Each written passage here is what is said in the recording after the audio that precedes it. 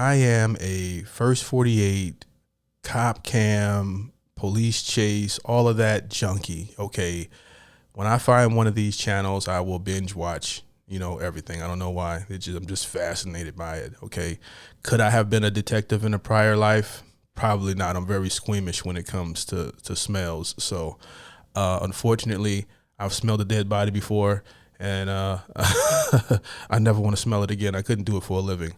But I am fascinated with the profession. I love watching, crime get broken down. I love interrogations, and I figured I'd bring you guys along with something that I normally watch on my free time. So the title of this video that we're checking out today is What a Cop Killer with a 5 IQ Looks Like. Now, I haven't seen this. You guys are about to go on that journey with me shortly. Before we get into it, if you like this type of content, please be sure to like the video, subscribe, and hit that notification bell. Let's get into it. Let's go. Like I said, I'm on camera for shooting the man. Like, I'm confused for today. Yeah, as a matter of fact, there are 2 cameras on there. It's not my gun. I just got the tonight. Right. I mean, listen, you gotta do better than that, kiddo. How many times did you shoot? Twice. Oh my God. We got girls. We got young girls shooting. Come on, man. I mean, listen, you gotta do better than that, kiddo. How many times did you shoot? Twice. Sorry, I never did. Need to kill one. On New Year's Eve 2021 in Cleveland, Ohio, Shane Bartek, an off-duty It's my hometown. police officer, was walking toward his SUV parked in the Cross Creek Apartments parking lot on Rocky River Drive. Suddenly, a figure clad in a hooded sweatshirt rushed at him from behind in an attempt to rob him. Bartek beeped the SUV's horn at the back of the lot to alert the individual to his car's presence, causing them to back off momentarily. Seizing the opportunity, the individual then reached for Bartek's belongings. In response, Bartek attempted to disarm the individual by grabbing their gun. However, the situation escalated rapidly. The individual fired 2 shots, with 1 bullet piercing through Bartek's chest and severing his aorta. After the shooting, the assailant fled the scene in Bartek's vehicle. Law enforcement located Bartek's Mazda, now being driven by a man named Anthony Butler Jr. It baffles my mind how someone can take someone's life over a vehicle, over a couple dollars. I mean, how much money can someone possibly carry on them at one time on any given day, a random stranger that would warrant you putting a loaded gun to them for their life for a couple $100s in a vehicle? It's insane to me how people just don't value life. It's just amazing to me. And if I had to guess, when he saw that it was a woman, he probably figured that he could easily, disarm her, instead of just like letting her have the keys. That's my take on it. He's like, I probably can take her. And the gun may have went off just based off of looking at that. During questioning, Butler implicated Tamara McLeod, revealing Instagram messages exchanged with her brother as evidence. Homicide detectives enlisted the aid of their department's gang unit to trace Tamara's involvement. The gang unit officers began closely monitoring Tamara's social media account. Notably, a photograph surfaced on her account, taken at the Sunoco gas station located at East 55th Street and Payne Avenue on the night of the shooting. Armed with this lead, the detectives visited the gas station and spotted McLeod in the passenger seat of social media figures a Honda. Inside the passenger door, the police discovered a Smith & Wesson .357 Magnum revolver. The revolver's cylinder contained 4 spent bullet casings, signaling its recent use. And that commences the interrogation of Tamara McLeod. Well, before we get into it, there's always 2 sides to every story. Right? All we're trying to do is get to the truth. Yes. So she looks terrified. there was a vehicle, a Mazda, that you gave to somebody this evening. Okay. The CX-5. I gave it to somebody? Yeah, the black one. Right. So you remember that car? I was, yeah. Yeah. Where did you get that at?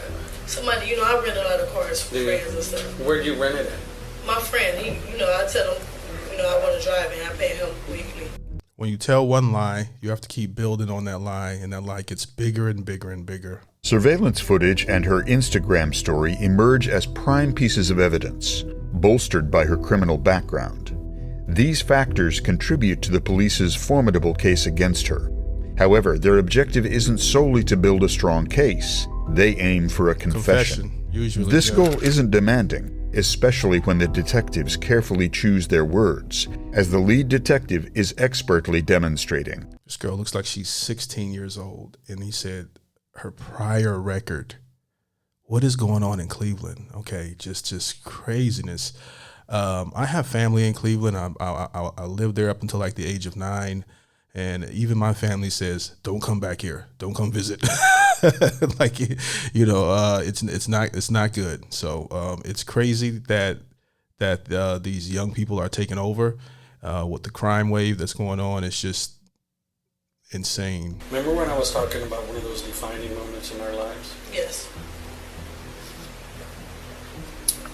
It's very important for you right now to be completely honest. Yes, sir. With us about this situation. Because I'm going to lay it out for you, okay? Can you please lay it out? Oh, yeah, I'm good. So, You said, well, I'm going to. at about 6:15 yesterday, a gentleman was walking in his vehicle. And he was approached by somebody who pulled a gun on him.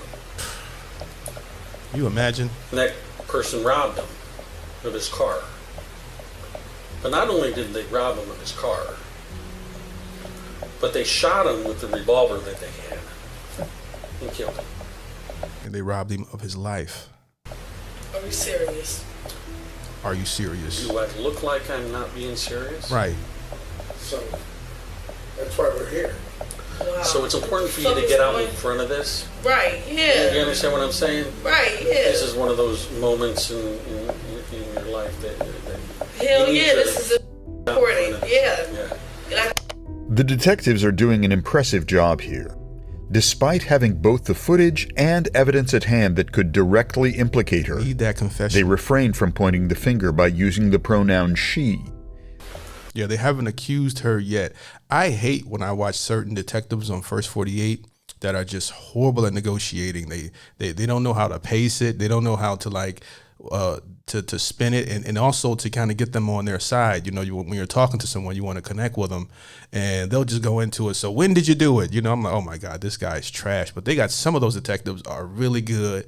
But like, you know, this, they always say this. It was like, you'll feel a lot better when you tell us what happened. Okay, no, they won't. I mean, they will briefly, but not when those bars close. You need a lawyer, my guy. But I love when it's a really, really good detective. This guy seems to be pretty good. But they shot him with the revolver that they had and killed him. This careful choice avoids giving her an opportunity to deny the events, which wouldn't easily lead to a confession. Instead, they deliberately use he to encourage her to open up and engage in conversation. They're talking. Their skillful approach indicates a clear desire to elicit a confession. You want to build a wall around her where she has no choice but to start confessing before you accuse her and get her on the defense. A task that seems achievable given their expert handling of the situation. We arrested somebody that was in that car. Big long chase. Big long chase. Right. 110 miles an hour. The individual was Anthony Butler Jr., who was apprehended while driving Bartek's stolen vehicle several hours later. It was Anthony who ultimately led the police to Tamara. And he came in and laid the whole thing out. Told us everything. Right. Told you guys like what? He told us everything. So here's what. Told you guys what? There's so many things that she's saying that's indicating that she knows more than what she's saying. Here's what I'm going to answer. Yes. Okay. That person that was robbed and killed. Hey, there's an officer down here waiting. The Cleveland police officer. That You can see that her soul leave her body when he says that, you know. And I love how he let it breathe too before he said that was a cop, you know. And this is just a tragic situation. I support the police officers. This guy is just walking to his car on a normal day, and someone that just wants his vehicle, just blows my mind how you could take someone's life for something so small. Told us everything. Right. Told you guys like what? He told us everything. So here's what I'm going to ask. Yes. Okay. That person that was robbed and killed. Hey, there's an officer down here waiting. He's a Cleveland police officer. That was the moment she realized she was in significant trouble, Right. and her expressions made it clear. The SUV had been found, Anthony had been arrested, and when the detective mentioned, "He told us everything," she understood the severity of the situation. Yeah. You need to get out in front of this. Okay. That you need to get out in front of this handbook. Because you're in a tough spot. He's good. I love the way he's connecting with her. And now detectives have reached a turning point as they direct their attention towards Tamara. I will believe that because I don't believe that the intent was to kill somebody. I believe the intent was to take somebody's vehicle because maybe that's what you do. But they are still not directly framing her as a murderer because they know that won't lead to a confession. Listen, sir. I don't know what's going on. No background. And I'm on probation and everything. The one thing I'm not about is killing no officer. Yeah, I don't think you meant to do it. I don't know what you know. Like you keep saying me, sir. I rent cars and stuff from people. Now it's New Year's. That car, the gun, and everything. I got it to shoot. You know, to try to beast in style. Well, he was shot with the revolver. She does not have a poker face. Do you know how many cameras there are in the city? Do you have any idea? Do you have any idea how many cameras, surveillance cameras on buildings? They're aware she's nervous and attempting to establish her innocence. This is when they bring up the topic of cameras, subtly suggesting that they might have captured something. They skillfully avoid explicitly stating that they've captured her on camera. Whether it's the brilliance of the detectives or the vulnerability of the suspect, the interrogation is unmistakably headed toward a confession. It's important to note that Detective Michael Legg has a track record of successfully eliciting confessions. Nice. So it's not like the old junky ones where it's just a phase and you can't tell what's going on. So what are you guys telling me? You have me on camera killing a police officer? You cannot go. Are you telling me that you caught me red-handed? Come on, man. You can tell she's young. So it's not like the old junky ones where it's just a phase and you can't tell what's going on. So what are you guys telling me? You have me on camera killing a police officer? You cannot go. I cannot go out this door and get to my house without being on 15 cameras, clearly. Yeah. So you guys telling me you have me on camera robbing and killing a police officer? Anything. Okay. You guys have... And they probably can pinpoint your cell phone's location at the time of the murder as well. Technology is crazy now. I've seen them solve cases that way, although they don't need that. They have enough. But, you know, to avoid all the court costs and all that time, it's best to get a confession because people get let out on so many technicalities. So if you can get a confession, that's amazing. First 48, I don't know how many seasons it's been on TV, but people still don't know that you should say lawyer. It's amazing to me. Cannot go. I cannot go out this door and get to my house without being on 15 cameras, clearly. Yeah. So you guys telling me you have me on camera robbing and killing a police officer? Anything. Okay. You guys have me on camera. I understand, yes. You know, yes, I got from these guys. You know, it's the new year.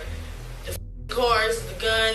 Yeah, it was a go. You know, they like, sure. I do this on the regular. My financial having So custody. you got the guns in the car from people that you don't know the name of? Right. I mean, Yeah. listen, you got to do better than that, kiddo. Without stating that they've captured her committing the crime, they allude to having evidence of her involvement in a killing. This strategic approach prompts her to provide more information about herself. Man, what happened to going to get a job? I remember when I turned 15 years old, I couldn't wait to work.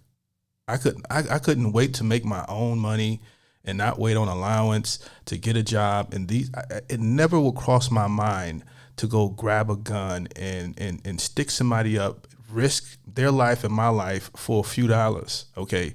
I mean, there was times when I had 2 full-time jobs, believe it or not. I worked a lot of jobs, and I was like 18 or 19.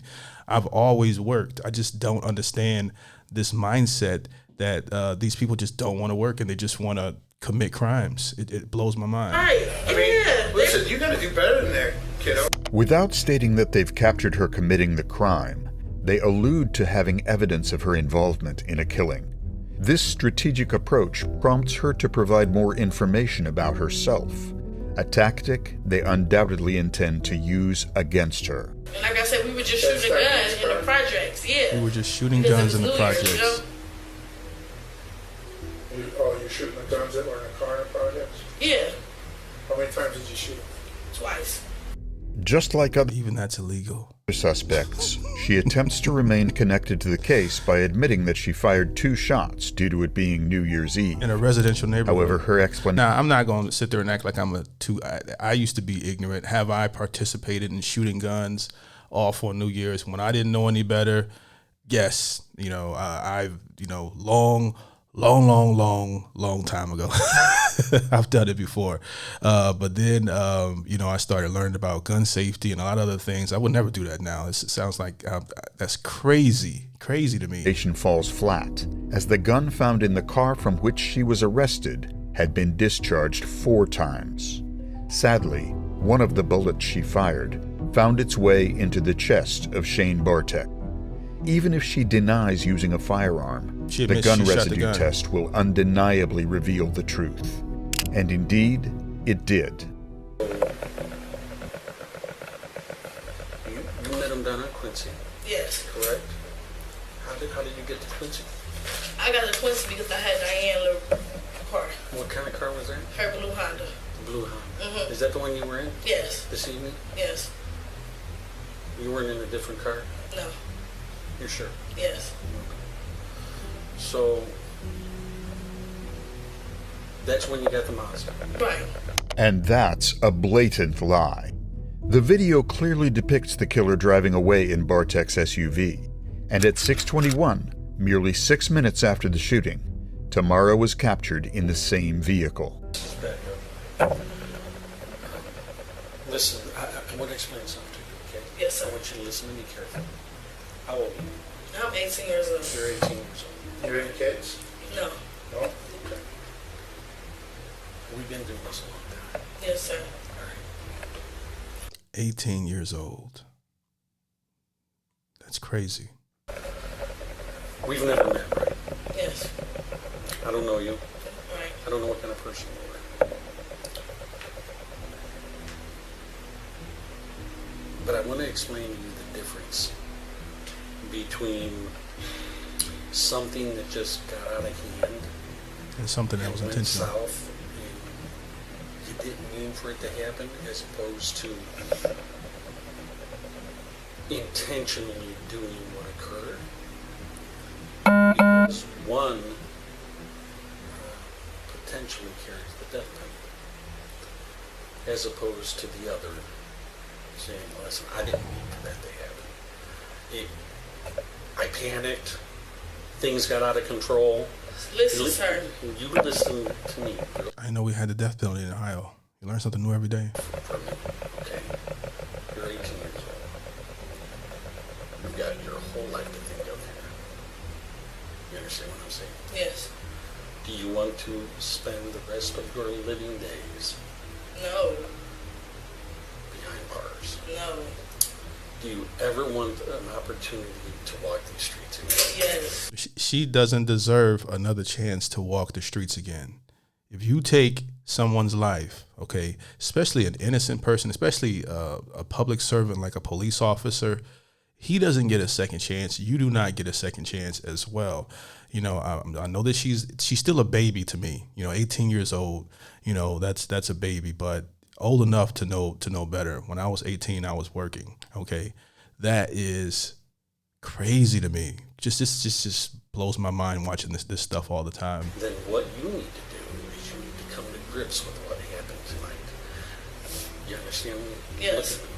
Sir, You need to come to grips with what took place tonight. listen. Be it an accident, I don't think you intended to kill me. Listen, sir, was I on camera killing anybody today? I have a lot of Jack Daniels in me and whiskey and listen. The detective confronts her immediately, indirectly alluding to the fact that a serious incident has occurred and she could potentially face legal consequences. This statement sparks curiosity in her mind, precisely what they intend. The guy that's narrating this is pretty damn good. This is pretty good. This statement sparks curiosity in her mind, precisely what they intend. I wanted to shoot a gun for New Year's. Like I said, I'm on camera for shooting a man. Like, I'm confused for today. Yeah, as a matter of fact, there were 2 cameras on that. By this point, she's undoubtedly intrigued and eager to ascertain whether her actions were captured on camera. However, the detectives are well aware that disclosing such information might prompt her to deny involvement or alter her strategy, something they're keen to avoid. And also, they don't want to help you along the lines of the confession in any way. They want you to, admit as much information as you can. Let me tell you this. Don't do that. That gentleman was shot with a revolver. And yes, the bullet is still in him. So we are going to have the bullet. Yes. Is that going to match the bullet that comes out of that one of those guns that we got out of your car? The car that you were in? Listen, like I say, Is it? Maybe. Yep. Maybe. This is not my gun. I just got the tonight. What do you mean it's not your gun? It's not. I can't buy guns or anything. I'm 18 years old. Where'd you get the gun from? I got it from Sid Free, the one who got caught with the car. While it's possible that the gun mentioned by the detectives doesn't belong to Tamara, what transpired with it holds immense significance.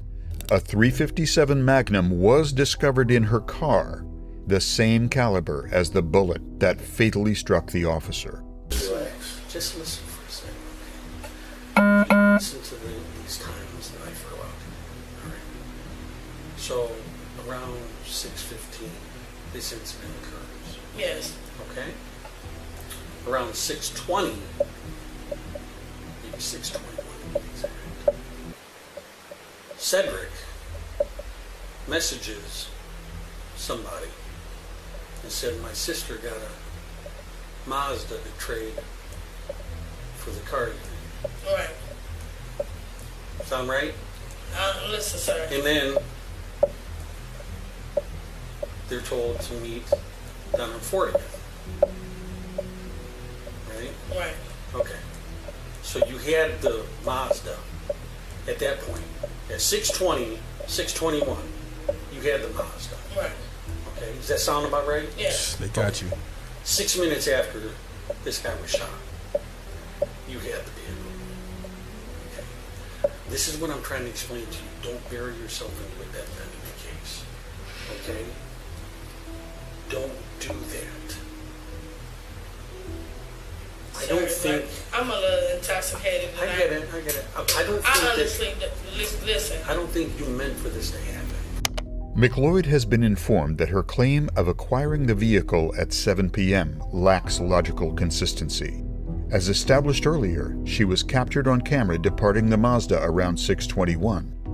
Her failure to comprehend the gravity of the situation becomes apparent. She appears to believe that fabricating stories can extricate her from this ordeal, but her body language and the circumstances at hand paint a different picture. Every word she utters seems to inch her closer to a confession. Let me explain to you about touch DNA. Okay?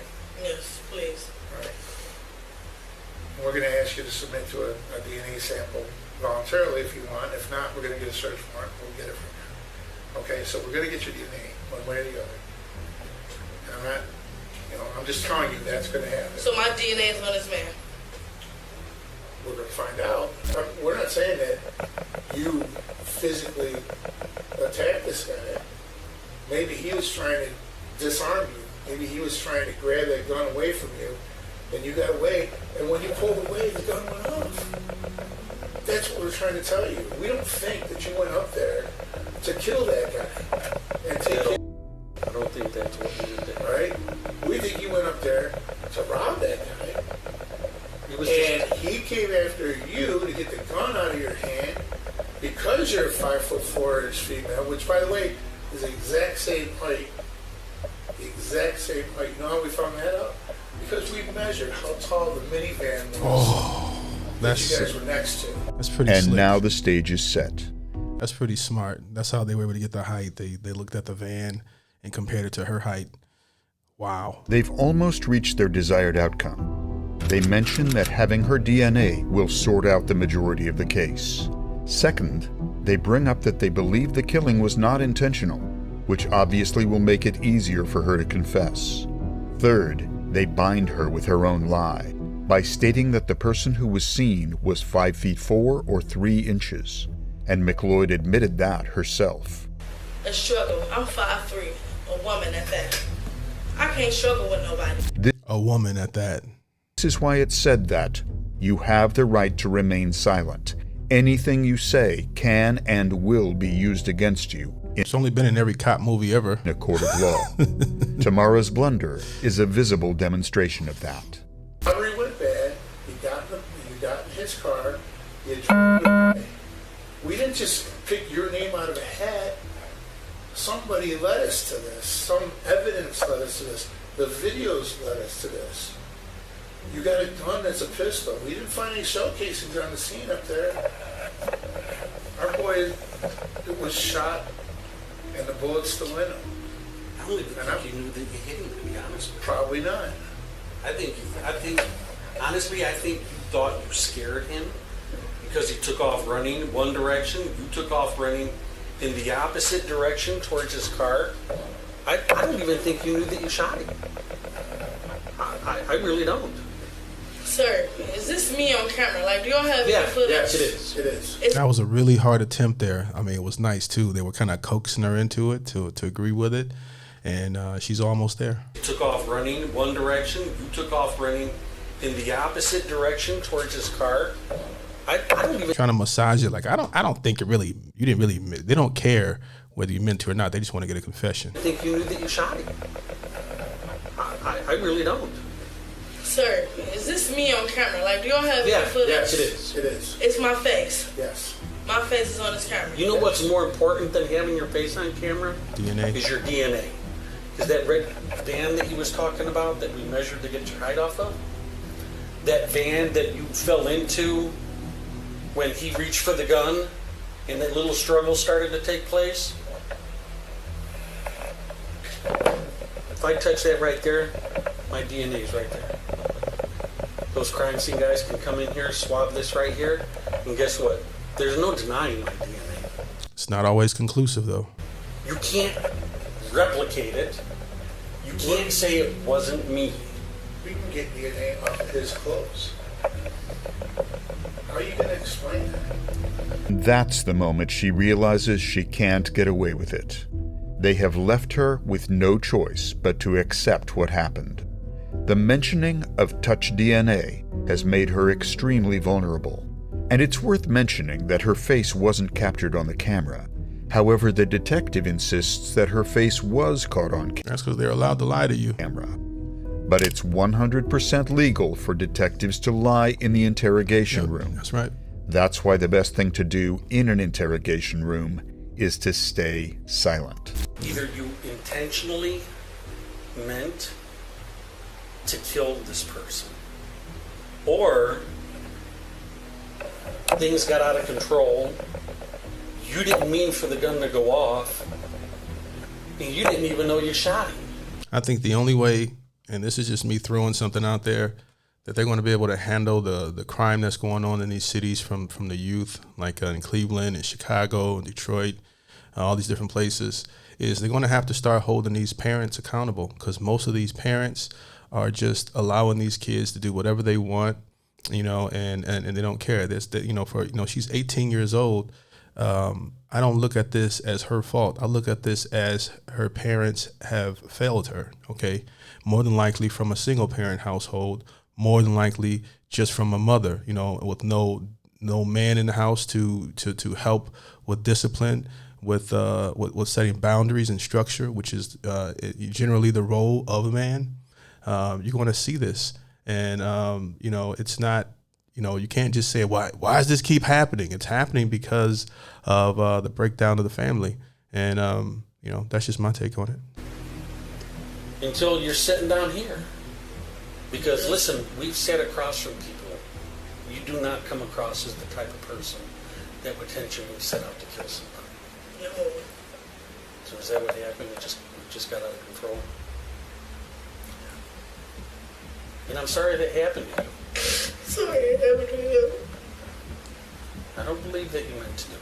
It's tragic on both ends. You got an innocent man who lost his life, and you got a kid with a lot of negative influences, that, just threw her life away over nothing. Absolutely nothing.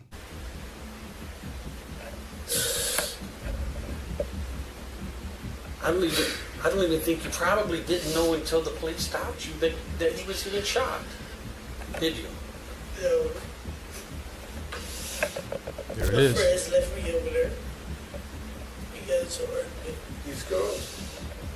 Some other girls. You just needed a ride home. I was in North State. No one really gave me no ride.